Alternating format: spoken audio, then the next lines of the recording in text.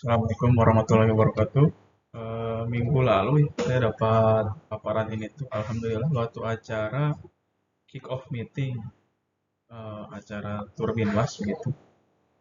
Ini bagus buat saya. Sini tuh ada eh, pemaparan dari salah satunya terkait mode operasi TPA sampah, yaitu lahan uruk saniter atau lahan uruk terkendali, dan juga indeks resiko TPA sampah. Jadi saya coba cerita sedikit, tapi nggak semuanya saya ceritakan. Ada beberapa hal yang menarik. Pertama dulu terkait dengan target-target nasional. Di sini tuh ada visi persampahan tahun 2025, yaitu pengelolaan persampahan yang terpadu dan berwawasan lingkungan dengan memenuhi asas tanggung jawab, manfaat, keadilan, kesadaran, kebencanaan, keselamatan, keamanan, dan nilai ekonomi. Sini diuraikan nih bahwa di tahun 2025 hingga 2045 itu dalam RPJPN, kayaknya ditargetkan bahwa 100% rumah tangga itu mendapatkan layanan sampah yang penuh gitu untuk pengumpulan, termasuk juga untuk pengangkutan begitu ya, pengumpulan sampah. Jadi diharapkan tuh 10% itu sampah residu yang tersisa di lahan uruk residu ini hanya 10% begitu. Sementara 90% itu sampah itu terolah di fasilitas pengolahan sampah. Apa saja itu, yaitu ada di semacam TPS 3R gitu ya, TPST. Begitupun yang 35% ini diharapkan diupayakan untuk terdaur ulang. Sementara itu dalam draft RPJMN 2025 hingga 2029, artinya di periode 5 tahun pertama ini, itu ditargetkan 85% rumah tangga mendapatkan layanan penuh pengumpulan sampah. Di antaranya itu 47% itu sampah residu yang tersisa begitu ya, yang di lahan uruk residu ini, yang di TPA gitu kira-kira kalau sekarang. Lalu 38% itu sampah terolah di fasilitas pengolahan sampah begitu ya, di mana 20% itu bisa terdaur ulang. Apa saja outcome-nya itu termasuk meningkatnya kesehatan masyarakat, lalu kualitas lingkungan yang semakin lestari begitu. Kemudian sampah termanfaatkan menjadi sumber daya dan juga sampah terkelola secara berkelanjutan. Nah, jadi ini mungkin ada beberapa poin yang menarik untuk saat ini diulas, yaitu sampah menjadi sumber daya dan juga sampah yang terkelola secara berkelanjutan. Karena ini dipisah menjadi dua poin. Ini untuk saat ini sistem pengolahan sampah itu dibagi ya menjadi beberapa tahap, mulai dari sistem sumber, lalu pewadahan pemilahan, pengumpulan, lalu pengolahan, pengangkutan, sampai pemrosesan akhir. Ini diatur dalam Permen PU nomor 3 tahun 2013. Nah, di sini tuh sebetulnya jelas ya mana yang menjadi tugas masing-masing individu atau rumah tangga gitu. Mana yang menjadi tugas atau kewenangannya pengelola sampah, bisa itu pemerintah daerah ataupun siapa, badan usaha gitu ya yang diberikan tugas. Untuk pewadahan pemilahan sebetulnya bisa diupayakan sejak dari sumber begitu ya, karena kan pewadahan ini kan sudah di lingkupnya mereka, mulai dari pencegahan timbulan, lalu pengurangan juga sampah sini harus sudah dipilah, lalu di pengumpulan pengumpulan tuh dari sumber sampai ke tempat pengolahan, yaitu di TPS 3R atau di TPST ya. Ada yang berupa gerobak atau motor roda 3 ataupun pakai truk sekalian. Lalu kemudian di pengolahan ini ada upaya untuk apa ya, pengurangan volume ya, melalui kegiatan composting, robot, ataupun menghasilkan gas bio gitu. Sehingga mendapatkan material yang dapat didaur ulang dan juga RDF. Ini kemudian yang diupayakan untuk mendapatkan staker. Jadi di sini pula posisinya apa namanya, ekonomi sirkular ini ada di sini gitu ya. Diharapkan itu ada di tempat pengolahan sampah. Itu kita perhatikan justru di sini juga menjadi PR besar begitu ya untuk kemudian di tahun 2029 ini seperti tadi dijelaskan punya target gitu. Jadi artinya di sini harus di apa namanya di push lah, seperti itu. Walaupun selama ini yang diuraikan itu kan masalah pengangkutan, ya, pengangkutan masih apa jumlah armada selalu itu yang menjadi kendala sampai saat ini. Padahal kalau kita uraikan permasalahan itu tidak hanya pada saat pengangkutan karena kekurangan armada saja, tapi dari peran serta peran serta rumah tangga atau setiap personal itu nyatanya masih banyak sekali ya permasalahan upaya untuk mencegah adanya meningkatnya timbulan sampah karena masih kurang orang tuh setiap belanja masih menggunakan plastik yang sekali pakai seperti itu maka menjadi apa ya menjadi hambatan juga sebetulnya untuk di tahapan berikut tapi kita tidak boleh tidak boleh berhenti ya di hanya di situ saja walaupun kenyataannya masih seperti itu. Tapi artinya dengan setiap orang memiliki kesadaran begitu bahwa setiap permasalahan yang ada di ada di lingkupnya itu merembet sini. Nah, sampai nanti berkumpul di tempat pemrosesan akhir sampah.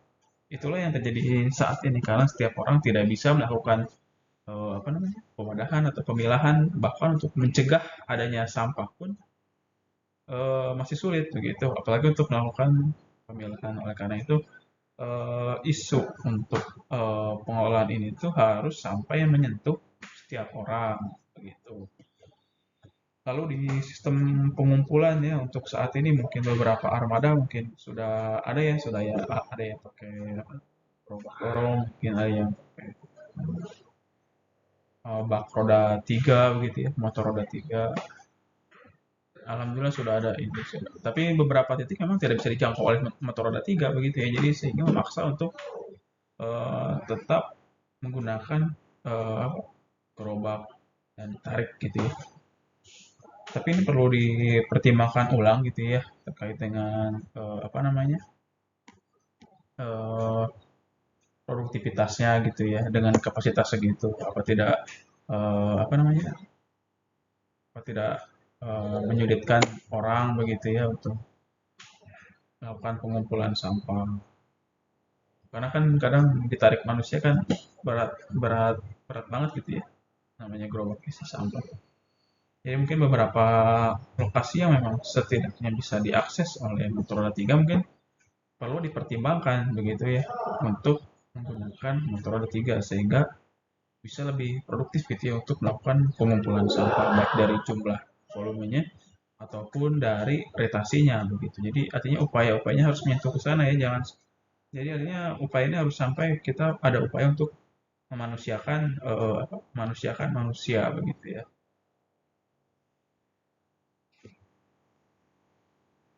Lalu untuk pengolahan ini mungkin tadi sudah dijelaskan ya. Jadi ini secara umum itu kita akan mengarah kepada uh, upaya composting, magotisasi, menghasilkan gas bio. Karena memang ada di sana sumber itu. Karena selama ini untuk pengolahan sampah ini kan cenderung berbiaya tinggi. Nah, dengan adanya ini tuh mampu untuk menanggulangi biaya-biaya pengolahan yang akan apa namanya, yang mau tidak mau harus harus keluar begitu dengan adanya ini artinya akan menjadi pemasukan gitu ya untuk pengelola itu sendiri. Sehingga dengan begitu untuk residu-residu yang diangkut ke TPA akan menjadi semakin berkurang. Berikutnya itu ada tantangan dan dalam sistem pengolahan sampah nasional. Jadi ini secara nasional seperti ini permasalahan. Artinya setiap daerah mungkin perlu tahu juga permasalahan di saya tuh nggak kayak gini loh. Permasalahan saya tuh nggak kayak gitu loh. Iya, artinya dengan teman-teman memahami itu sudah satu langkah lebih maju. Cuma ini yang diuraikan di sini merupakan permasalahan nasional ya, seperti di pengaturan ini. Sini itu belum semua kabupaten memiliki payung hukum terhadap sistem pengolahan sampah. Dengan tidak adanya payung hukum saja, jadi itu sudah menjadi apa namanya, menjadi kesulitan gitu ya, hambatan utama untuk pengolahan ini karena untuk apa penegakan hukum menjadi sulit. Itu yang pertama. Lalu untuk pelembagaan di sini belum ada pemisahan gitu ya, antara operator dan regulator. Jadi sementara masih dikelola oleh dinas biasanya. Itu yang mungkin menjadi apa namanya? Menjadi semacam tantangan gitu ya ke depan. Itu yang mesti dipetakan sebetulnya ya oleh apa namanya? Oleh pusat begitu ya. Sebetulnya tuh bagaimana sih potensi-potensi untuk mendukung percepatan ini? Itu yang perlu didukung. Termasuk ini juga yang di poin 2 ini, kemampuan SDM yang terbatas. Kebetulan ini pemaparan dari apa dari PUPR, makanya menjadi menarik begitu ya dengan poin kedua ini. Sebetulnya kemampuan SDM seperti apa sih yang diperlukan untuk menangani mengatasi tantangan pengolahan sampah seperti ini? SDM yang seperti apa begitu. Jadi makanya itu perlu untuk memetakan juga ya mana-mana SDM yang memang memang memiliki kekurangan atau apa eh, kelebihan juga begitu, dan juga bagaimana itu bisa ditularkan begitu ya kepada SDM SDM lainnya, sehingga nanti mungkin dapat dapat dipetakan kemudian mana yang perlu materi atau materi-materi apa sih yang perlu kita untuk bangun begitu ya untuk meratakan apa, pemahaman ini tuh, menyamakan pemahaman ini di seluruh eh, Indonesia khususnya. Kemudian terkait peran serta masyarakat itu yang tadi di awal itu pemahaman masyarakat terkait pengolahan sampah yang masih rendah. Akibatnya apa? Yaitu resiko untuk apa nih, sampah tercampur jadi tinggi karena belum ada pemilahan begitu. Karena pemahaman masyarakat terkait dengan urgensi sebetulnya. Urgensi sistem pengolahan sampah itu seperti apa itu masih belum belum ngeh lah ke sana. Ternyata memang harus dipilah. Lalu juga keterlibatan masing-masing pihak belum ada. Seperti pemerintah kita masih kurang, lalu swasta, masyarakat, dan perguruan tinggi yang belum terpadu. Jadi ini beberapa lokasi mungkin sudah bagus ya, kita perlu apresiasi juga, perlu mencontoh bahkan ya, itu yang sudah melibatkan pentahelix gitu ya, berbagai institusi. Perlu kita contoh, kita pelajari juga seperti apa di daerah sana bisa diterapkan. Gitu. Jadi kalau kita lihat dari 5 aspek ini, ternyata permasalahan teknis lebih banyak ya. Padahal kalau kita apa namanya cermati, apakah memang banyak tapi tidak tidak sebesar permasalahan lain atau seperti apa? Tidak tidak tahu. Cuma dalam pemaparan ini memang aspek teknis diuraikan lebih banyak begitu ya, seperti kesulitan untuk mencari lahan begitu ya. Karena kan kebutuhan apa namanya lahan untuk TPA kan cenderung besar. Lagi itu didesain untuk 10 tahun ya minimal. Jadi tentu butuh lahan yang sangat besar. Itu pertama tantangan ke depan. Kalau kita terus dalam kondisi apa ya, bisnis as usual, jadi tidak ada perubahan. Kemudian dokumen perencanaan sistem pengolahan sampah yang kurang memadai. Artinya ada mungkin. Artinya dokumen itu ada, cuma artinya belum pas begitu ya. Artinya butuh tinjauan. Siapa yang melakukan tinjauan? Ya teman-teman juga dari pemerintah daerah ataupun dari institusi yang memiliki perhatian begitu ya, lembaga mungkin perhatian terhadap pengolah perencanaan sistem pengolahan sampah. Kemudian kegiatan pengurangan sampah yang eh, belum maksimal gitu. Di mana ini pengurangan tuh bisa jadi ada di masyarakat itu di sistem sumber ataupun di pengolahan gitu ya, karena kan di beberapa itu kan diolah tuh untuk dipilah gitu, di composting, ini untuk mengurangi volume sampah yang masuk ke TPA. Kemudian pengolahan sampah ini masih menggunakan metode pembuangan terbuka. Terbuka ini jadi sistem open dumping ya, kalau kita sering dengar. Di terbuka tuh artinya belum rajin di ini tuh apa, rajin diuruk. Itu tuh mestinya setiap apa namanya, secara berkala di setiap hari ada penutup harian. Sampah-sampah tuh ditutup, cuma dengan segala keterbatasannya pengelolaan sampah di TPA itu belum bisa seperti itu. Jadi saat ini masih dominan untuk dibuang secara terbuka, nanti setelah berapa waktu mungkin tersedia tanah penutup baru itu seperti itu. Kemudian penerapan teknologi pengolahan sampah yang canggih masih belum maksimal. Jadi pada umumnya masih pengelolaan sampah itu masih yang ya masih yang standar ya, bahkan cenderung yang berbiaya biaya rendah. Jadi artinya tidak tidak semuanya menggunakan teknologi yang canggih ya. Dan dengan yang ada yang memiliki teknologi canggih pun belum maksimal. Jadi diharapkan ya ke depan beberapa kita bisa bisa belajar ya dari beberapa pengelola yang sudah menerapkan teknologi canggih.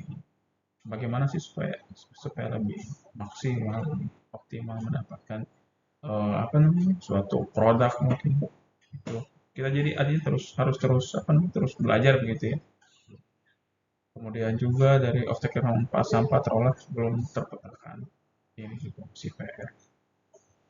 Lalu dari pendanaan ini komitmen anggaran pengelolaan sampah itu masih terbatas ya, karena mungkin ada beberapa keperluan, kepentingan. Sementara ini sampah itu tidak bisa berhenti ya,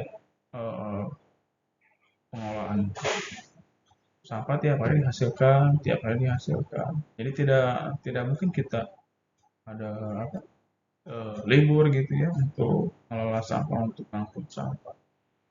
Karena akan terakumulasi pada akhirnya yang seperti ini. Sedangkan komitmen itu masih terbatas ya. Resikonya apa ya? Seperti yang sudah terjadi di beberapa lokasi, terjadi penumpukan gitu ya. Konsentrasi di beberapa titik. Itu karena keterbatasan. Jadi artinya keterbatasan pemerintah gitu untuk menganggarkan. Kemudian juga untuk alternatif pendanaan sistem pengolahan sampah yang masih terbatas. Dan juga praktik pola KPBU yang masih terbatas. Ini juga salah satu poinnya. Ini juga mungkin termasuk beberapa hal yang perlu kita apa kita dorong begitu ya, melalui peningkatan kemampuan SDM di sini. Beberapa lokasi yang sudah mampu menerapkan apa pola KPBU yang baik, kita bisa sharing begitu, sehingga nanti untuk SDM pada lokasi lain begitu ya, yang masih punya praktik pengolahan yang kurang baik, bisa belajar pada lokasi-lokasi atau apa namanya, pengolah yang memiliki praktik KPBU yang sudah ada gitu. Walaupun ya mungkin belum juga, cuma yang sudah ada seperti apa. Jadi kita bisa terus apa namanya, improvement seperti apa gitu, terus meningkatkan kapasitas untuk pengolahan sampah ini. Lalu ini terkait dengan konsep dasar TPA sampah, yaitu prinsipnya itu TPA itu untuk tempat, yaitu untuk memproses dan mengembalikan sampah ke media lingkungan. Jadi setelah kita apa namanya, kita kan sampah ini dihasilkan dari kegiatan sehari-hari gitu. Kalau sampah rumah tangga ya sampah domestik. Setelah kita hasilkan, kita apa namanya, kita harus kelola sampai itu sampah itu bisa diproses oleh alam gitu ya. Karena apa? Karena secara pembiayaan itu yang lebih apa, lebih rendah begitu ya, daripada kita membutuhkan proses lain yang begitu ya. Makanya itu sampai saat ini masih menjadi apa, masih menjadi andalan dengan mengembalikan sampah ke media lingkungan. Di samping ada mungkin untuk pilihan musnahan insinerator atau apa itu kan berbiaya ya. Dengan TPA itu memang itu menekan biaya, karena kita istilahnya mengembalikan sampah ke media lingkungan. Jadi artinya supaya lingkungan sendiri yang menguraikan sampah-sampah. Apakah bisa semuanya? Ya itu tidak tidak bisa semuanya diuraikan ternyata oleh lingkungan. Beberapa hal, beberapa apa material sulit ternyata untuk diuraikan. Alhasil seperti apa? Sampah cenderung menumpuk ya, cenderung menggunung itu. Lalu juga penentuan luas lahan dan kapasitas TPS sampah mempertimbangkan timbulan sampah, tingkat pelayanan, kegiatan yang akan dilakukan di dalam TPA.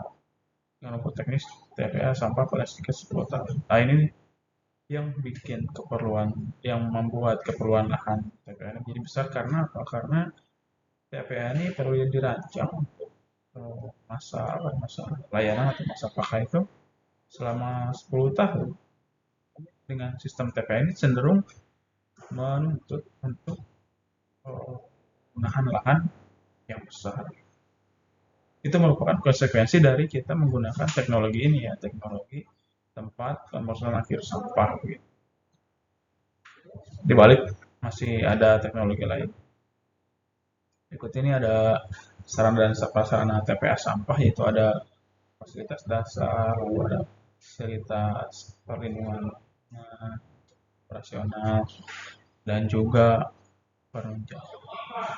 Jadi di sini tuh di fasilitas perlindungan lingkungan terlihat ya bagaimana fasilitas ini harus ada begitu ya.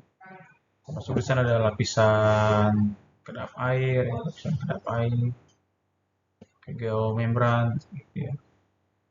Lalu ada saluran pengumpul lindi, instalasi pengolahan lindinya, begitu. Untuk apa? Karena dari sampah ini tuh yang dihasilkan itu tidak hanya sampah toh. Jadi setelah itu sampah membusuk, terurai, temu air, dihasilkan lindi. Ini tuh yang justru yang menjadi apa namanya pencemar, sumber pencemar baru. Jadi artinya dengan menambahkan sampah setiap hari itu, artinya mengkonsentrasikan sumber pencemaran. Jadi memusatkan sumber pencemaran. Tapi artinya dengan menggunakan instalasi pengolahan lindi yang baik, itu diharapkan tidak akan mencemari sumber air, sungai, badan air penting. Itu masih menjadi PR juga. Lalu zona penyangga buffer area, suhu uji atau pantai. Termasuk juga penanganan gasnya seperti apa. Gas yang dihasilkan ini ternyata lebih berbahaya loh. Gas metan ini dibanding gas karbon dioksida. Nanti boleh lihat di beberapa sumber itu memang menyebutkan bahwa metan ini lebih berbahaya begitu untuk terhadap peningkatan suhu gitu. Gas rumah kaca. Terhadap gas rumah kaca. Belum lagi terhadap potensi adanya ledakan. Karena ini kan lebih mudah bereaksi ya, itu kena seperti yang sudah ada bencana mungkin waktu 2008 di Lebih Gajah, ataupun sudah pernah ada berita juga ledakan di TPA mana, di TPA Sarimu, di TPA mana, kebakaran. Nah itu kan dihasilkan dari gas, jadi artinya ini itu perlu untuk dikelola dan ditangani seperti itu. Nah, kemudian ini terkait dengan ketentuan penanganan sampah di TPA. Jadi ini residu yang berasal dari kegiatan rumah tangga, komersial, pasar, kegiatan perkantoran, institusi pendidikan, kegiatan lainnya yang menghasilkan sampah sejenis sampah. Kemudian juga sampah B3 dari rumah tangga tidak boleh masuk lahan uruk, harus disiapkan area penyimpanan khusus sampah B3. Apa aja sih sampah B3 ini kan dari rumah tangga kita kadang masih menyisakan beberapa apa ya namanya semacam perangkat elektronik gitu ya di sana mungkin kita masih campur baterai-baterai bekas begitu, lampu kita punya lampu kita campur di sana, sampah lampu gitu ya, kita campur di sana, itu terkategori limbah B3. Oleh karena itu sebetulnya mesti dipisahkan ya sampah-sampah seperti itu dari sampah eh, sampah rumah tangga. Kemudian juga sampai masuk TPA tidak seluruhnya diuruk dalam tanah uruk. Dianjurkan untuk dilakukan pengolahan pengolahan di mana? Entah di tempat pengolahan sampah di TPS 3R begitu ataupun yang di TPST. Adapun limbah yang dilarang diuruk di TPA sampah apa saja yaitu limbah cair yang berasal dari kegiatan rumah tangga. Jadi beberapa air limbah domestik tidak boleh masuk ke dalam TPA sampah karena apa ini? Artinya sudah menambah dari beban instalasi pengolahan air limbah. Instalasi pengolahan air limbah itu dihitung berdasarkan eh, apa ya volume untuk eh, luasan landfill begitu. Artinya air hujan yang kita terima terima di mana? Terima di landfill, kita bawa ke IPLA segitu. Jadi kalau kita mendatangkan begitu ya, mendatangkan limbah cair dari kegiatan rumah tangga, ini artinya akan memperberat tugas dari instalasi pengolahan limbah. Apalagi ini limbah yang terkategori B3, limbah spesifik di kegiatan medis. Ini tidak boleh sama sekali ya, karena beberapa berita memuat begitu ya, sebelum-sebelumnya itu ada limbah eh, medis begitu ya, suntikan, ada yang masker atau apa. Ini tidak boleh ya untuk diuruk di lahan TPA. Seperti itu prosedurnya. Kemudian untuk pemeriksaan akhir di TPA sampah seperti apa saja, mulai dari dipadatkan gitu ya, dipadatkan, lalu ada penutupan tanah. Ini memang harus ditutup tanah untuk TPA yang jenis sanitary landfill begitu, harus ditutup tanah secara berkala. Kemudian pengolahan ini dan juga penanganan gas. Ini ada dua ya mode operasi TPA itu, ada yang lahan uruk terkendali dan juga lahan uruk saniter.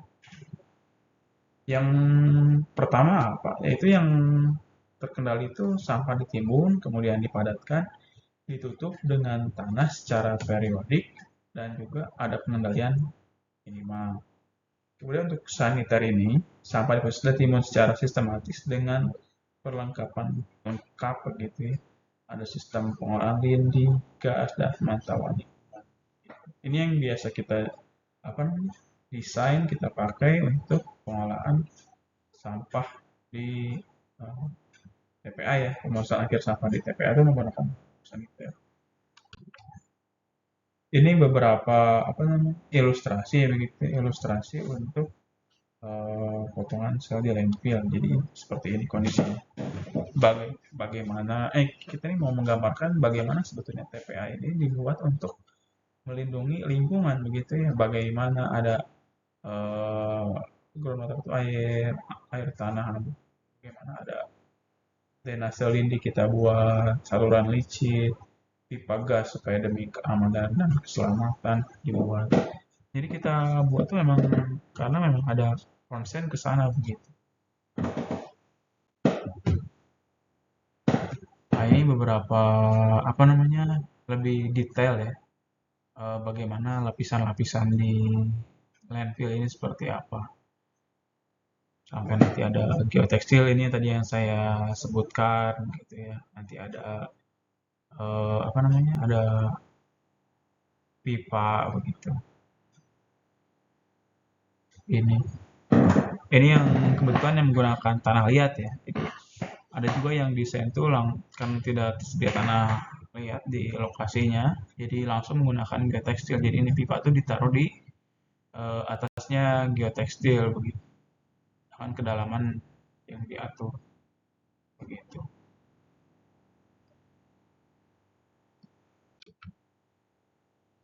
Sedangkan ini lapisan penutup pada sel landfill gitu.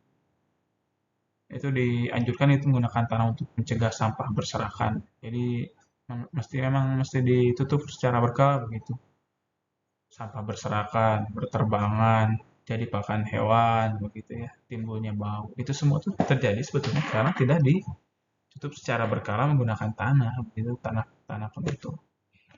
Oleh karena itu memang dalam prosedurnya itu harus dilakukan setiap hari. Itu yang tidak boleh terlewatkan. Tapi apa konsekuensinya itu penggunaan alat berat begitu ya, alat berat kan menggunakan bahan bakar jadi tinggi. Nah, itu dengan segala keterbatasan pemerintah daerah itu mesti dipertimbangkan betul ya. Jadi artinya untuk kebutuhan itu apakah menutupi gitu ya untuk operasional CPNU.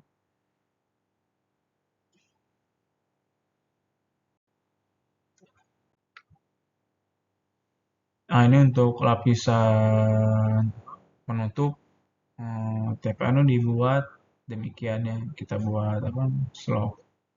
Nanti setiap ketinggian tertentu begitu, ketinggian tertentu tambah lagi pipanya untuk ventilasi gas ini gitu ya. Cover lagi pakai apa namanya? Cover dari apa ya? Besi begitu ya. Dengan rasio kemiringan ya 1:3 boleh.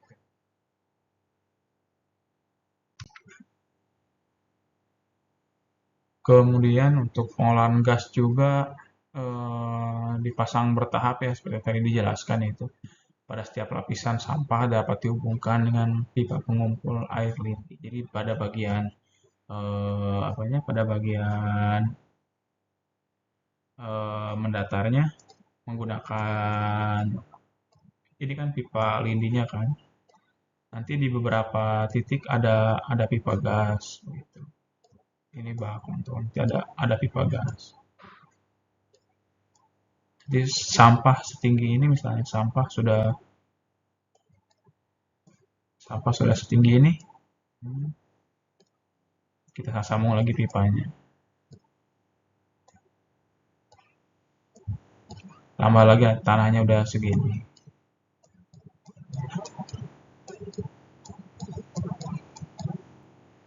Tanahnya udah segini, kita siap-siap lagi. Artinya ini pipa jangan sampai tertutupi karena apa? Karena setiap pipa ini, setiap dari sampah yang ke sini masuk, yang turun ke sini, sampah-sampah itu dari lini itu menghasilkan gas, gasnya kembali ke atas. Jadi kalau ini sampai tertutup, ada potensi energi yang apa namanya terhalang gitu ya. Lalu menekan sampah keluar itu yang mungkin beberapa yang terjadi begitu di beberapa lokasi seperti itu kondisinya. Apalagi dengan kondisi hujan begitu ya. Dengan kondisi hujan artinya lidi makin makin banyak. Ini menjadi makin makin menekan ke bawah seperti itu.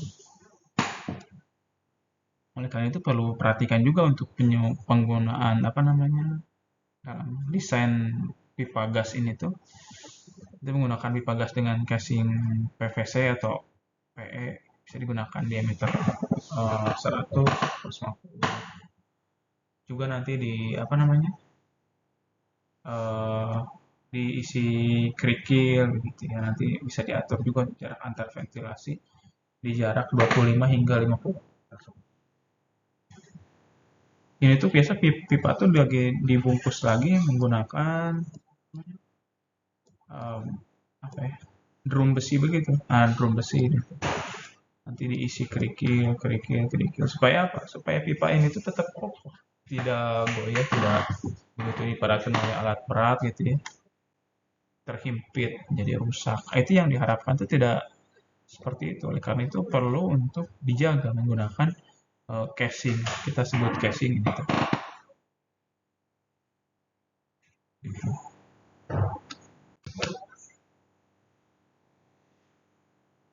Ini gambar teknisnya ya. Ini mungkin terlalu teknis banget seperti ini. Tapi ini sudah dijelaskan tadi seperti apa. Ini tuh penampangnya kalau kita apa namanya potong, sementara ini tampak dari atas seperti itu.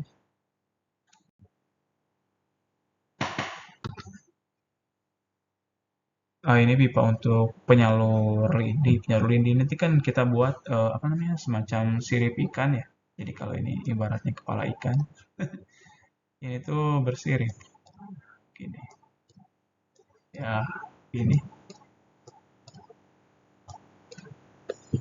Jadi artinya supaya daya tangkap dari lidi ini besar ya area tangkapan. Jadi nanti sampah dari sini masuk ke sini. Begitupun yang dari sini. Masuk semuanya ke sini. Ke sini. Supaya tidak tergenang. tidak terkonsentrasi, air lindi itu tidak terkonsentrasi di satu titik.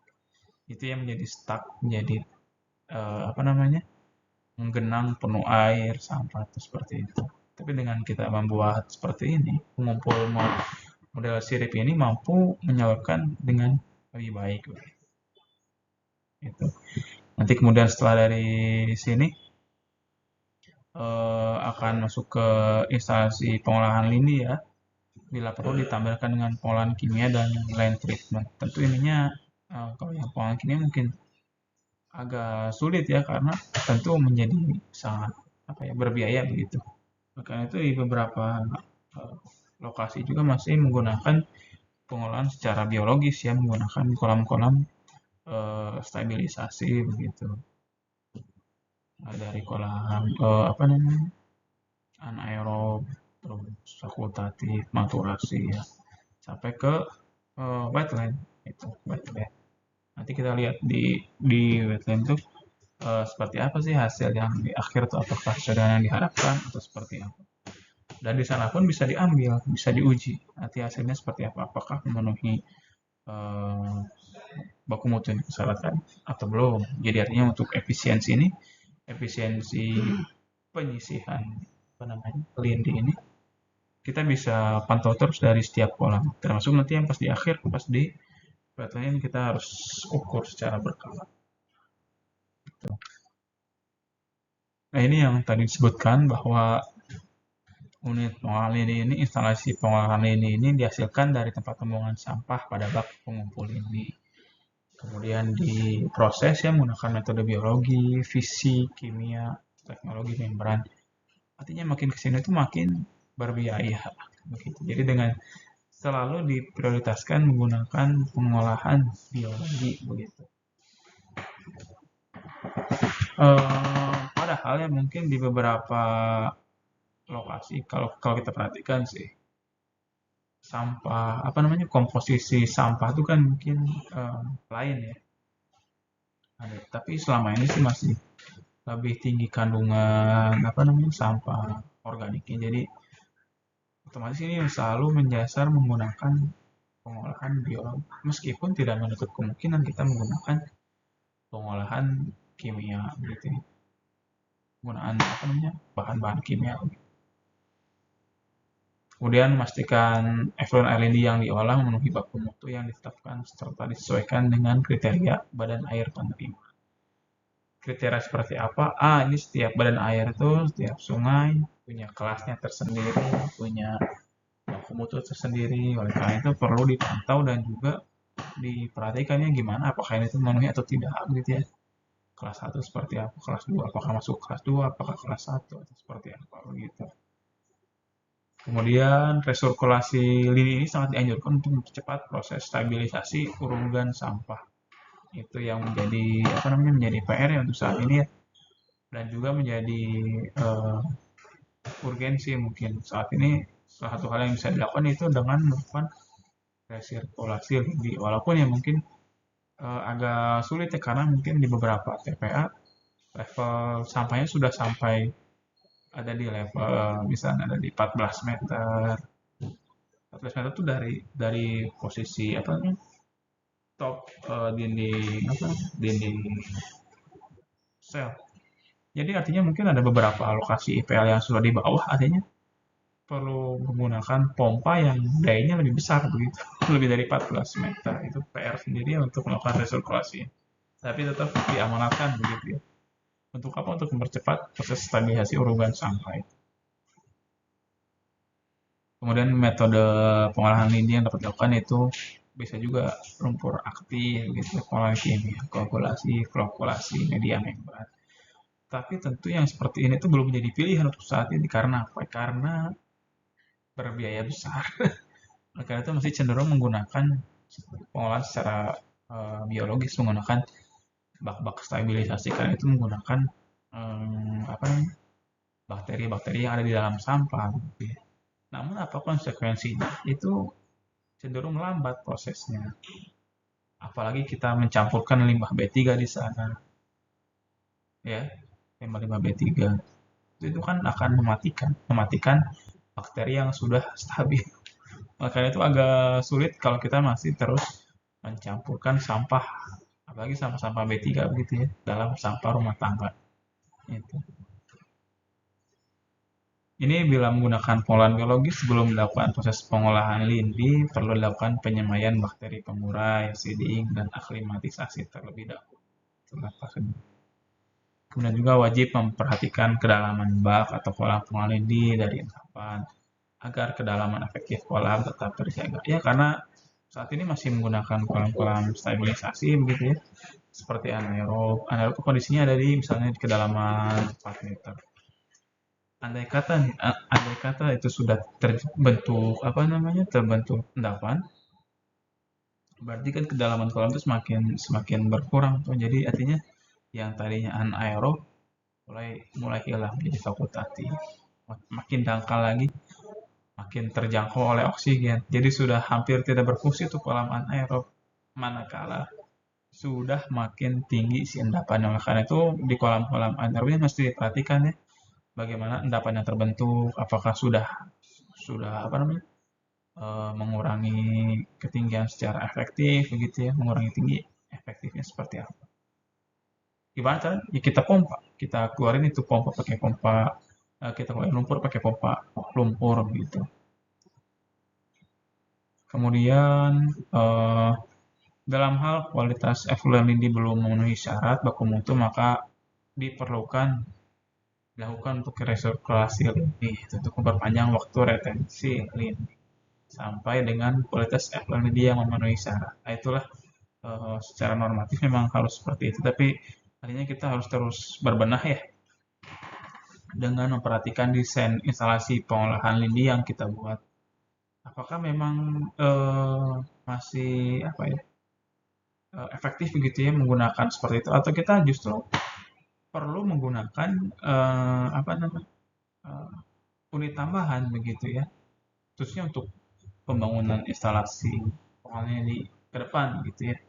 Apakah mungkin di satu lokasi mungkin yang tinggi itu kadar eh, bisa jadi kadar apa namanya organik mulai dari BOD COD tinggi, tapi apakah dari hal-hal amonia nitrogen begitu tidak kita perhatikan, sementara itu mungkin menjadi penghambat. Itu mungkin salah satu contohnya. Jadi kita tidak bisa fokus hanya di penurunan satu dua parameter begitu, kita harus fokus juga di beberapa parameter lainnya mungkin yang kerap luput ya, karena itu mungkin kadang menjadi penghambat juga untuk turunnya apa namanya kadar BOD CO2, misalnya kan nitrogen terlalu tinggi begitu ya, amonia tinggi. Amonia dari mana? Dari zat organik juga itu amonia itu sayur-sayuran mungkin buah-buahan terurai itu menghasilkan amonia juga gitu kan. Itu perlu diperhatikan juga untuk desain-desain instalasi pengolahan lindi, apakah memang sudah efektif untuk desain yang saat ini. Jadi tidak terlepas dari teman-teman yang teknis ya untuk terus menerus untuk memperbaiki, menelaah lagi. Itu kayaknya untuk yang menarik tuh sampai slide yang tadi itu ya yang bisa dibagikan ya.